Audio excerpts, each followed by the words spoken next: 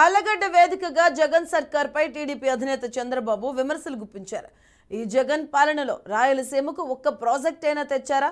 ఏ ప్రాజెక్టుకైనా నిధులు మంజూరు చేసిన పాపాన పోలేదంటూ విమర్శించారు. వైసీపీ పాలనలో రాష్ట్రం పూర్తిగా దివాలా తీసిందని ఎద్దేవా చేశారు. వైసీపీ నేతలంతా రాష్ట్రాన్ని అందినగాడికి దోచేశారంటూ ఆలగడ్డలో నిర్వహించిన రా కదిలిరా సభలో టీడీపీ శ్రేణులు పెద్ద ఎత్తున హాజరయ్యారు.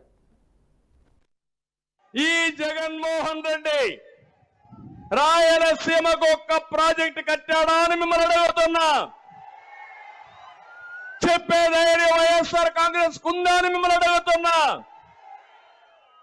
5 సంవత్సరాల ముఖ్యమంత్రిగా 12,450 కోట్ల రూపాయలు తెలుగుదేశం పార్టీ ఖర్చు పెడితే దాంట్లో కనీసం 20% ఖర్చు పెట్టిన ఈ ముఖ్యమంత్రి రాయలసీమను ఉద్ధరిస్తాడా తమ్ముళ్ళు అని మిమ్మల్ని అడుగుతున్నా. నమ్మకం ఉందా అని మిమ్మల్ని అడుగుతున్నా. ఇలాంటి వ్యక్తుల్ని క్షమించాలని మిమ్మల్ని అడుగుతున్నా. జగన్మోహన్ రెడ్డి రాయలసీమ ద్రోహి అవునా కాదా అని మిమ్మల్ని అడుగుతున్నా. ఈసారి నీళ్లు వచ్చాయా? మీకు వచ్చాయా నీళ్లు? నేనుంటే నీళ్లు రాకుండా ఉండే పరిస్థితి ఉందా అని మిమ్మల్ని అడుగుతున్నా. అది మన దూరదృష్టి.